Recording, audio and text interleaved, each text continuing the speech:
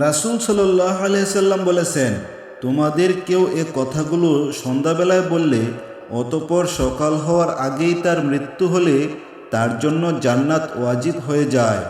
অনুরূপভাবে তোমাদের কেউ তা সকালবেলায় বললে অতঃপর সন্ধ্যার আগেই তার মৃত্যু হলে তার জন্য জান্নাত ওয়াজিব হয়ে যায়। বুখারী ও তিরমিজি।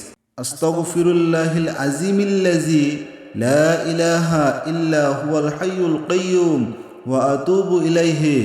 অর্থ, আমি আল্লাহর নিকট ক্ষমা প্রার্থনা করছি, যিনি ছাড়া আর কোনো উপাস্য নেই, তিনি চিরঞ্জীব চিরস্থায়ী, এবং আমি তার নিকট প্রত্যাবর্তনকারী। হজরত আবু সঈদ খুদরী রাদিয়াল্লাহু তাআলা আনহু থেকে বর্ণিত হয়েছে, রাসূলুল্লাহ সাল্লাল্লাহু আলাইহি সাল্লাম বলেছেন, যে ব্যক্তি শয়নকালে 3 বার উক্ত ইস্তেগফার পাঠ করবে, আল্লাহ তার গুনাহ মাফ করে দেন, যদি তা সমুদ্রের ফেনারাশি বা বৃক্ষের পত্ররাজি বা টিলার বালুরাশি বা দুনিয়ার দিনগুলির সমসংখ্যক হয়। রাসূল সাল্লাল্লাহু আলাইহি সাল্লাম আরও বলেছেন যে এরূপ বলে তার গুনাহসমূহ মার্জিত হয় যদি সে জিহাদ থেকে পালিয়েও যায়। সুবহানাল্লাহ।